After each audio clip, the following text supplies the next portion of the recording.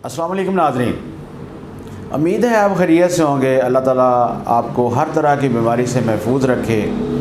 और नाज़रीन, मेरे इस चैनल को सब्सक्राइब कर लें और बेल आइकन का बटन दबा लें ताकि मेरा और आपका राब्ता बहाल रहे।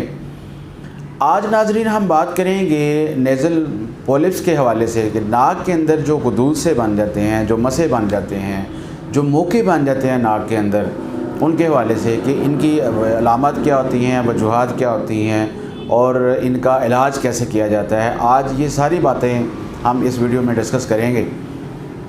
इस वीडियो को एंड तक देखिएगा, इंशाल्लाह आपको ज़रूर इससे फ़ायदा होगा।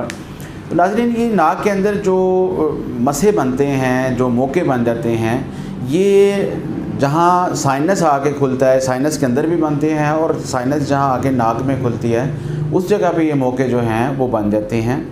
और ये इनकी तादाद एक से ज़्यादा भी हो सकती है।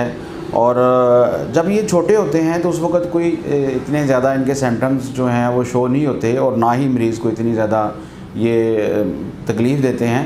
लेकिन अगर इनका साइज़ ज़्यादा हो जाए और इनकी तादाद अगर ज़्यादा हो जाए तो इनसे क्या होता है कि नाक का जो रास्ता है सांस लेने का, हवा के अंदर जाने का जो रास्ता है वो पूरी तरह ब्लॉक हो जाता है और उसकी वजह से फिर साइनस के अंदर पस जो है वो जमा होना शुरू हो जाती है और फिर उसके बाद अलामत जो हैं वो ज़ाहिर होना शुरू हो जाती हैं।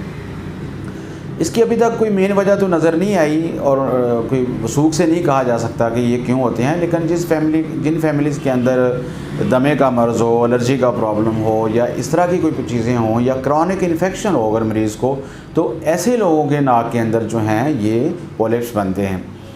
नाज़रीन, जहाँ तक इसकी वजूहात का तल्लक है तो मैंने पहले अर्ज़ किया कि इसकी अभी तक कोई ख़ास वजह सामने नहीं आई। लेकिन फिर भी ऐसे लोग जिनको क्रॉनिक इन्फेक्शन रही हो, जिनको डस्ट एलर्जी हो, जिनकी फैमिली में अस्थमा का प्रॉब्लम हो या इस तरह का कोई क्रॉनिक इन्फेक्शन जो है वो उनके जिस्म में चल रही हो, तो उसकी वजह से उनके नाक के अंदर मसे जो हैं वो बन सकते हैं। और इम्यून सिस्टम की ख़राबी की वजह से भी नाक के अंदर जो हैं वो मसे बनते हैं।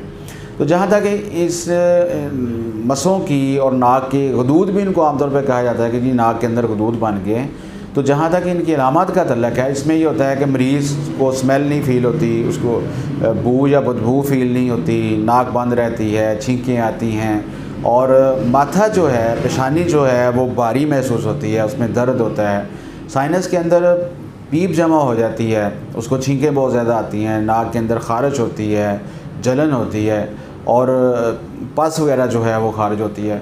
तो इस तरह के इसमें नींद डिस्टर्ब हो जाती है मरीज़ की, तो इस तरह की इसमें अलामत होती हैं। नाज़रीन, अब हम बात करते हैं कि होम्योपैथी में इसका इलाज कैसे किया जाता है। तो जहाँ तक नाक के मसों का तल्लक है, नाक की गदूद का तल्लक है, होम्योपैथी में 73 से ज़्यादा मेडिसिन ऐसी हैं जो इस मकसद के लिए इस्तेमाल होती हैं और बहुत ही ज़बरदस्त उनका इफ़ेक्ट होता है, वो बहुत अच्छा काम करती हैं, जिनके इस्तेमाल के बाद ये जो पॉलिप्स हैं ये सिकुड़ जाते हैं और अक्सर औक़ात ये ख़त्म हो जाते हैं और मरीज़ को जो है इसके इस्तेमाल से सुकून मिलता है। नाज़रीन, इन 73 मेडिसिन में से आज मैंने जो मेडिसिन यहाँ चूज़ की है, जिसका ज़िक्र हम यहाँ करेंगे, उसका नाम है काली सरफ। ये मेडिसिन जो है इसका नाक के ऊपर बहुत अच्छा असर है। खुली हवा में इसको सुकून मिलता है और गर्म जगह पे रहने से या गर्मी से इसकी तकलीफ़ में इजाफ़ा होता है। तो जहाँ तक नाक का तल्लुक़ होता है उस पर ये नाक की हड्डी पे ख़ास तौर पर इस दवा का बहुत ही ज़बरदस्त असर है। इसमें नाक की जो हड्डी का नेक्रोसिस होता है, कैरीज होती है, नाक की हड्डी गलना सड़ना अगर शुरू हो जाती है या ख़राब होना शुरू हो जाती है तो उसके लिए काली सल्फ़ जो है वो बहुत अच्छा काम करती है। नाज़रीन, होम्योपैथिक इलाज में इस बात का ध्यान हम रखते हैं कि अगर मरीज़ की अलामत किसी दवाई से मिलती होंगी तो उसको फ़ायदा होगा, ठीक है ना जी। तो काली सल्फ़ की जो सिम्टम होते हैं, आज यहाँ हम सिर्फ उसकी नाक से मुतल्लिक़ जो अलामत हैं सिर्फ उनका ज़िक्र करेंगे। नाक के कैंसर के लिए ये मेडिसिन जो है बहुत ज़्यादा यानी पॉपुलर है और अहम रोल अदा करती है। एपिथेलियोमा के लिए जो ख़ास तौर पे जो होता है, और इसके बाद नाक के अंदर अगर क्रस्ट जमते हों, पस के स्कैब्स बनते हों, तो उसके लिए ये बहुत अच्छा काम करती है। इसके जो नाक से मवाद निकलता है, मरीज़ के नाक से जो मवाद निकलता है वो براؤنش ہوتا ہے، پیلے رنگ کا ہوتا ہے، سبزی مائل ہوتا ہے، یلوش گرین ہوتا ہے، ٹھیک ہے نا، اور چپکنے والا ہوتا ہے۔ اس کا جو مواد ہوتا ہے وہ کافی گاڑھا ہوتا ہے، بدبودار ہوتا ہے، پیپ کی طرح اس کا مواد جو ہے وہ خارج ہوتا ہے، اور عام طور پہ بائیں طرف سے جو ہے وہ زیادہ اس کا مواد خارج ہوتا ہے۔ تو اس کی علامات پلسٹیلا سے بہت زیادہ ملتی جلتی ہیں، اسی لیے اس دوائی کو پلسٹیلا کی کرونک بھی کہتے ہیں، ٹھیک ہے۔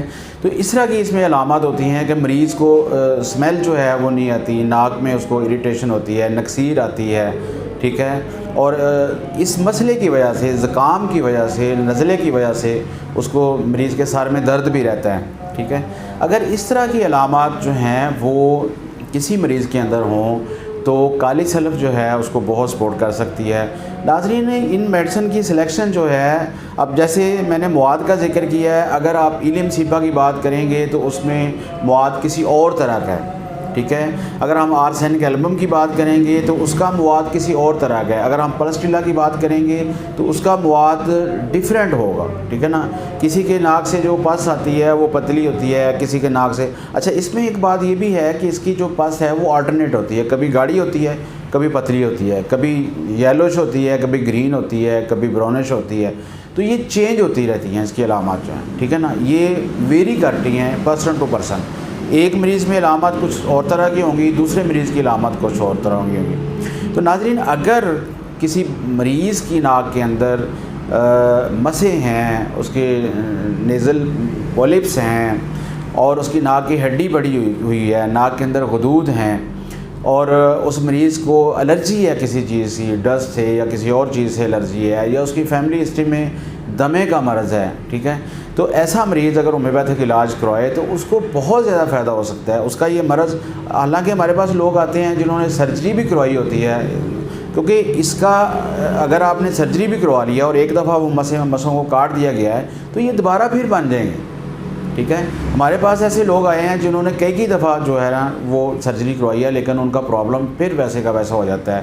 اگر ناک کی ہڈی بڑھ جائے یا اس طرح کا کوئی پرابلم ہو جائے تو ہومیوپیتھی جو ہے وہ اس کے لیے بہت زبردست اس میں میڈیسن ہیں جو اس کو ٹھیک کر سکتی ہیں، اور اس کا علاج جو ہے وہ پرماننٹلی ہو سکتا ہے۔